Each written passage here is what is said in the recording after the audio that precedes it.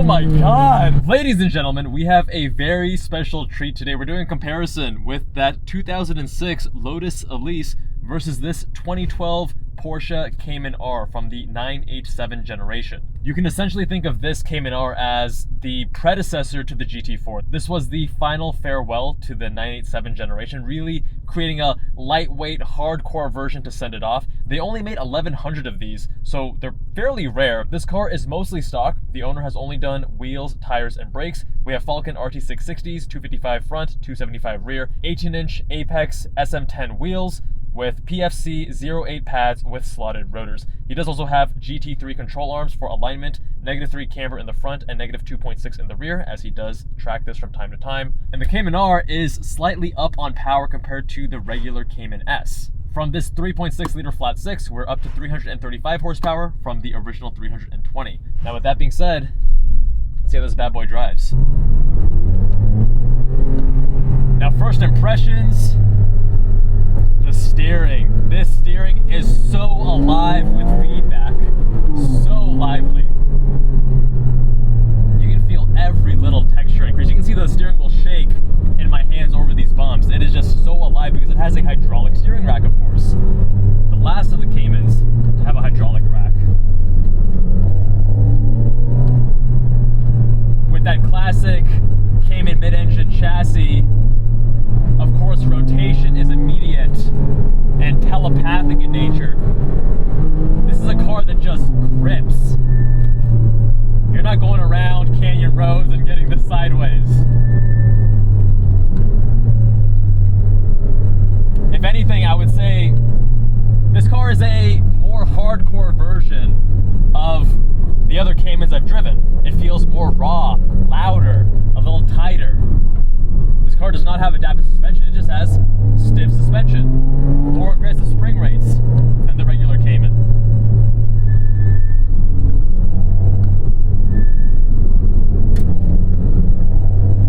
Oh yeah. Now we do have an aftermarket bucket seat here, which is really holding me nicely in place, which I appreciate. But as for inputs, the steering is a strong suit. I do think it's a little bit too light. I want a little bit more weight to it, ideally. But the transmission reminds me a lot of the 996, the 911, where there's a little bit of too much slop to it. It's not as confidence-inspiring getting into gear. There's a lot of lateral slop to it, even when you're in gear. And going between gears, you're not super confident you're getting to the right spot. It's not as notchy as you like either.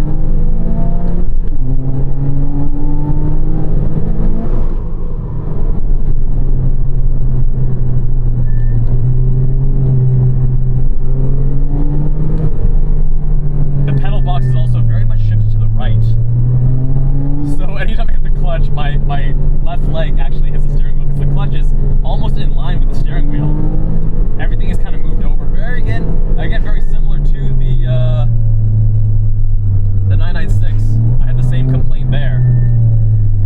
You can very much tell this is the same generation as that 996. The steering has a similar weight to it. This one is a little bit more precise.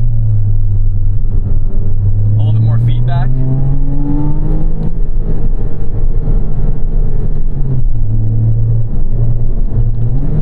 I do enjoy the throttle response, very immediate.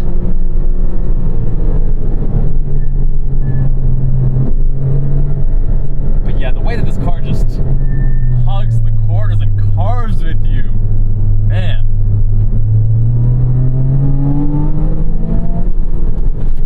There are few things like it.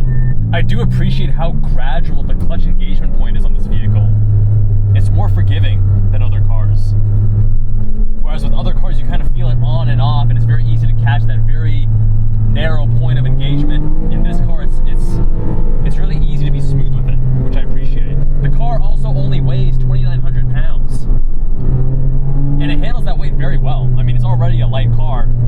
I feel like being the high 2,000 pounds is really the sweet spot where you can get a lot of the comfort, the refinement, but also a lot of that driver engagement.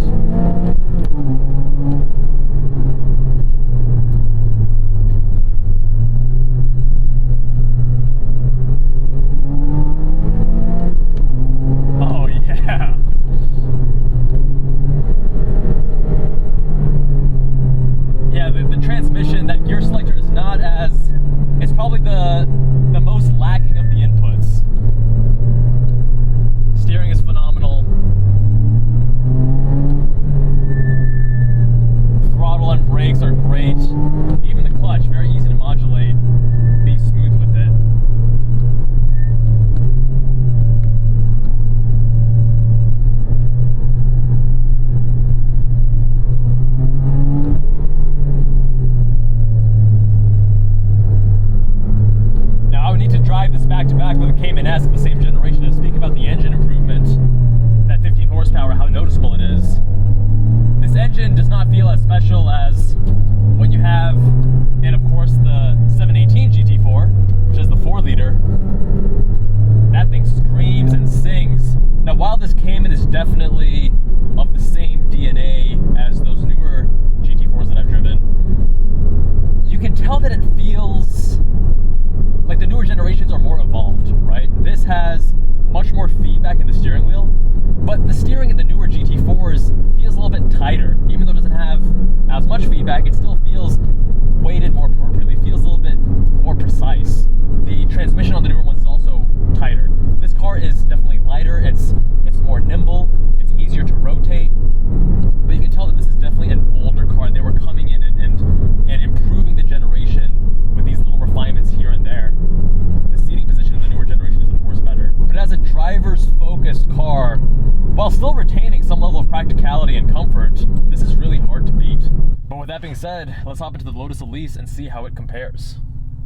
This is a 2006 Lotus Elise. It's powered by a 4-cylinder 2ZZ engine that's the same as the old Celica GTS, pushing out 190 horsepower, which isn't a lot, but this car weighs less than 2,000 pounds. We're at 1984, just like the book, less than 2,000 pounds. As for mods, we have a catback exhaust, that's the Sonic Fury DE, Simply Sports Car's cold air intake, and as for suspension, Racetech SCCA suspension with V2 steering arms in front.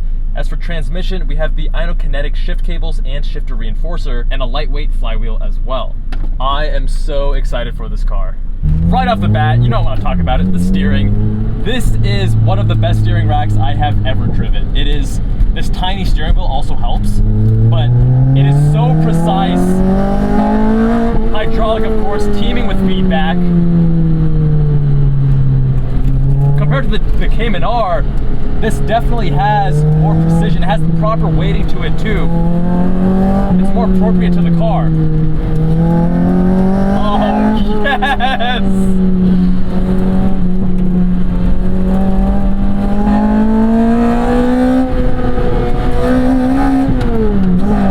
Red line at 8,500 RPM.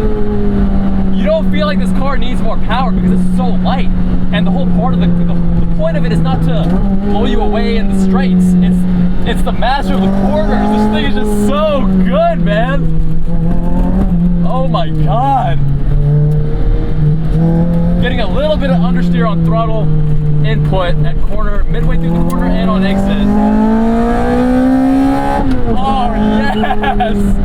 The shifter, the throws are incredibly long. I don't know why the throws need to be that long, especially when you're going forward to back, like third to second right there as an example. When you're going laterally, the horizontal movement isn't so much, but that front to back, it feels like a mile. A little bit of lateral slop as well, but it's more positive on gear engagement than that Cayman R. Oh my God, I love this car. You can go so fast at corner entry because it's so lightweight.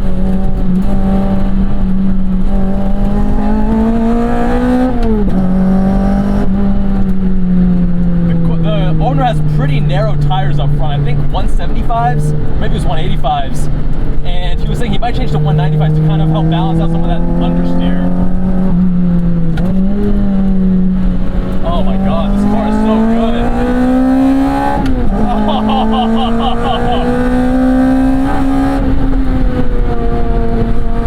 It's handling the bumps pretty well too.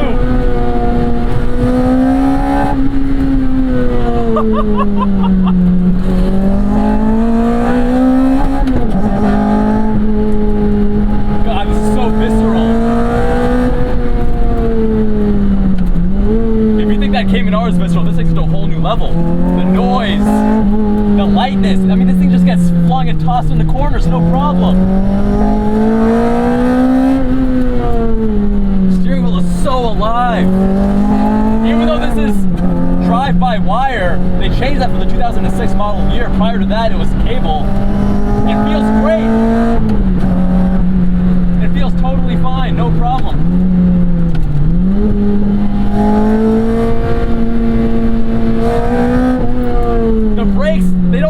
bite as much as I would like. I wonder if he changes the brake pad compound, and that's gonna help with that initial bite. I mean, they're very linear once you get past that first couple centimeters of brake travel, but it just doesn't quite match the throttle and clutch. Oh my god, this is what dreams are made of, baby. Oh yeah, we're getting some understeer there. This car just really inspires you to, like, you feel comfortable pushing it. It feels very familiar. It feels very just communicative with you.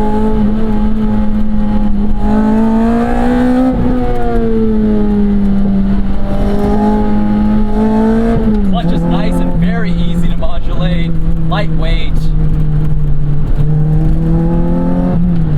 My god. I mean, even for a 4-cylinder, the sound, like, it gets me going, man. It gets me going. The emotions are it's hitting me in all the right places, man. All the right places. If I needed a single weekend car, obviously we're not talking practical daily driver, this is the car, man. This is the fucking car. Holy shit. I am in love, dude. I love this. This is one of the best racks I've ever driven. This is so good. This is so good. The only issue I have is this really thick piece of chassis right here is this door sill is cutting into the side of my leg. With some harder cornering, I'm definitely gonna have bruises here on my lateral shin. Oh my god, what a car, dude. What a car. With that super short wheelbase too, it's so eager to just rotate. It's a little bit twitchy actually, but it's aligned with the character of the car. The twitchiness doesn't detract. It's part of the excitement. It's part of the theater. Yeah, look at that, how it just rotates. Almost got a little bit of oversteer there. I just feel so comfortable pushing this car.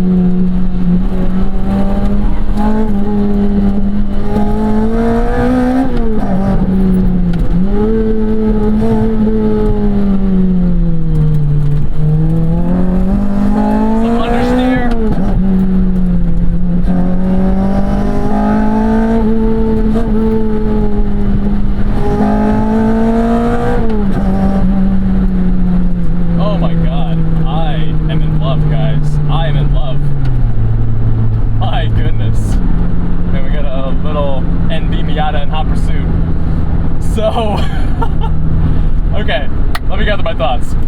This versus the Cayman R. They're both trying to address a similar niche in that you want a purpose-built, fun weekend sports car. Mid-engine, rear-wheel drive, and this is a lot lighter. This is around 2,000 pounds, 4-cylinder. That's 3,000 or 2,900 pounds and a 6-cylinder.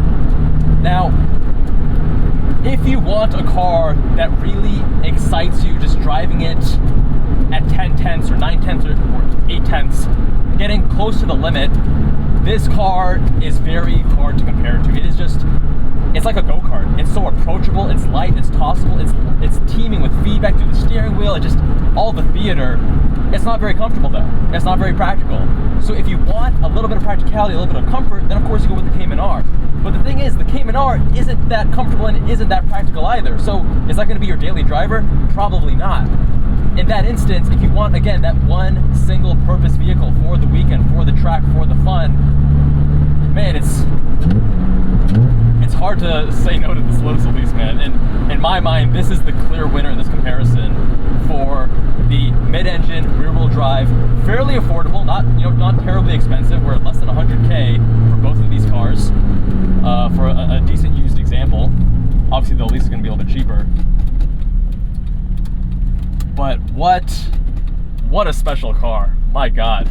There are a few cars that make me feel this way. And, you know, as soon as I get in it, I'm like, I gotta buy one. And this is one of those cars. What a special vehicle. In terms of chassis and suspension, this car actually handled this pretty rough road very impressively, because this is a very light car. So mid-corner, there were a few bumps and the car got a little bit unsettled and, it almost like it kind of shifted over. But when it came back down, single compression, not over damped, not super unsettled. It is a little twitchy, of course, because the car's so small and light and super short wheelbase, but the suspension on this car for what it is on point. Is it a little bit harsh, is a little bit stiff. Yeah, of course, but you're going for a sports car, you're not going for a luxury GT cruiser, so keep that in mind. But the way it handles the more rougher terrain and uneven road surfaces is definitely admirable. As always, you can find how I score these cars on the Jubbal Cars Driving Index linked below this video. Mods and everything are included there as well. Thank you for watching, my friends. Much love, and I'll see you guys in that next one. Oh my God, what a car. What a car! Jesus. Yo, Fenton, this is like my new favorite car. I told you. It's a fucking go-kart.